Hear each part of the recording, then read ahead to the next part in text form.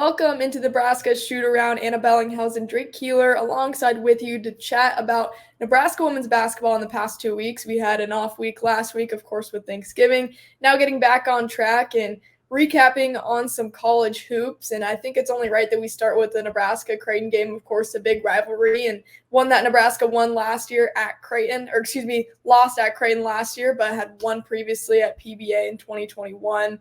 Drake, biggest takeaways, we talked about it a little bit in the Blue Jay breakdown, just a good basketball game, but what can you take away if you're a Nebraska fan?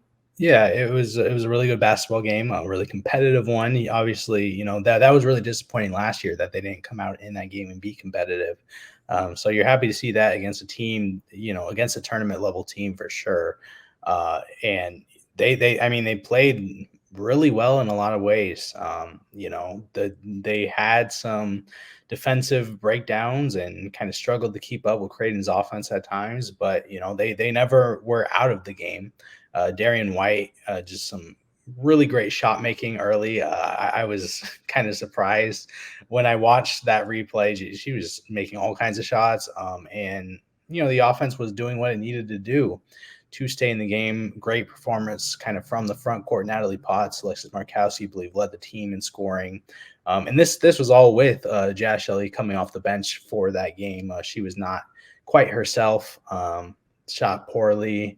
Kind of just threw up some threes that you wouldn't usually see her, I guess, take that poor of shot quality usually. But, it is what it is. And you can be okay with that as the team gets back to full health, as Maddie Kroll also returned to the lineup. So that game alone, at the time, it wasn't something you would really be upset at. Obviously, you always want to be an in-state rival. But they played fine. They played like a tournament team going up against a tournament team. Yeah, absolutely. Let's move along to St. Pete, where the team was over Thanksgiving. So they had a 2-game slate. Nebraska took care of Lamar 75-61 and then lost TCU 88-81. Again, another close loss there. But what stood out, Drake? Yeah, I think both games they kind of had slow starts. Against Lamar, it was just a weird game early. They couldn't get much going. But then they settled in, kind of did more what you expect against a decent Lamar team on the other side. Won that game. Natalie Potts' career high, I believe, was 22 points.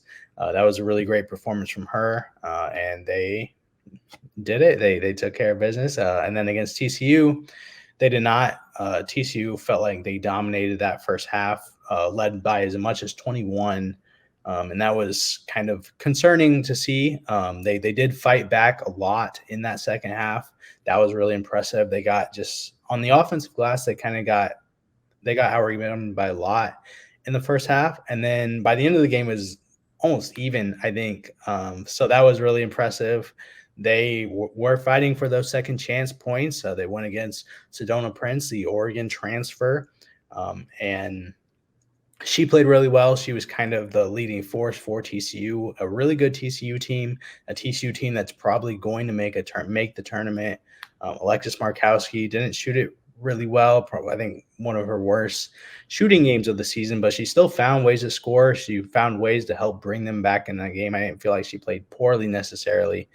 So there were a lot of positives, but you can't get in that big of a hole early, and that's kind of the lasting takeaway from that game. Yeah, I mean, you said it. They're down 21 at one point, but to end the game only on a 7-point loss says a lot about their ability to rebound in the second half. But what do these early losses in the non-conference schedule mean for Nebraska moving forward? Yeah, I mean, I think you look at it, it kind of hurts, right? You go 1-2 over the last 3 games. You lose to kind of perhaps the two toughest teams on your non-conference schedule when you don't have a super strong non-con schedule. And that's something that was important for the team last year, is they got some quality wins early in the year. And that's, why they kept staying close to the tournament bubble. They beat an eventual tournament Mississippi State team, even after they lost to Creighton and Drake. And now, I mean, you look at the rest of the schedule, maybe Georgia Tech will be that type of team. I don't really know about that yet. But the big matchup they have left is Kansas. And if you go through, obviously this early in the year and in non-conference play, there's there's nothing that's necessarily going to doom you right now, unless barring a massive upset, which probably won't happen. But you want to get a big win. You want to build up your resume early, and they haven't been able to do that yet. I don't think Wyoming was a solid win, and they're going to be looking for another good road win when they take on Kansas later in December. Yeah, absolutely. It's all about building that resume to get in the best position for March. And I also want to touch on the Nebraska front court as well. Some players that can help them get to where they want to be towards the end of the season. Alexis Markowski and Natalie Potts. They've been pretty steady for Nebraska in helping this team where it needs its spots filled, especially with the injuries. But also want to talk about Annika Stewart, who has been out. Her foot is still in a boot. What can you say just about the impact of that front court and how that's come together? Yeah, I think as we just kind of tie that together, I think, early on the results maybe haven't been exactly what you want from this team. I mean, they haven't been awful. They're 4-2, 5-2, whatever it is. That's not bad. But more importantly, you see the pieces are there for a tournament team. They're not lacking the talent. Of course, Natalie Potts has really stepped in, played her role well. Obviously, had the 22-point game, has 2 Big Ten Freshmen of the Week, so has kind of been the conference's best freshman so far. So that's been really encouraging for her to take on that big role right away and play well in it. And then Alexis Markowski, I mean, she's shooting over 50%. She's kind of talked for a couple off seasons now about wanting to improve that efficiency, and she's done well in those big games, and that's been really impressive. She's scoring. I feel like she's really expanded her game kind of in the post. I mean, she was hit a one-legged, fade away over Sedona Prince, really creative around the rim. And that's been really encouraging to see. So that can really help the team as it goes forward. But I think Annika Stewart is day-to-day. She's still been in a boot. And that's kind of hurt on the bench where she's been coming off this season and last season because they don't really have, another backup center that they can really rely on. Jessica Petrie kind of fills that spot. She's another freshman who has been playing, fairly well, but you want kind of a veteran presence behind Markowski when she is out of the game.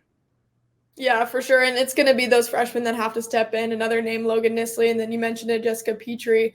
What can you expect to see from them and their growth just as freshmen and kind of finding their roles on this team with injuries? Yeah, I feel like they've been getting better each game. I think Logan Nisley, she shot 2 for 5 from 3. Her first game, she did not shoot it very well, but she's finding her role, had a kind of really impressive sequence late as they were trying to keep clawing back in, even when it felt like the game was kind of decided, had an offensive rebound, fought for it, got the and one. And those are plays you're going to appreciate from your bench. I think this is a deeper Nebraska team, and that is in large part because of those two. Jessica Petrie, still finding her way, but she can pass the ball. She can score it a little. Those are going to be 2 really important pieces for this team. Well, Drake, we'll see how it all comes together. Next game up against FAU at home, 7 p.m. at PBA. Thank you so much for joining us, and we'll see you next time.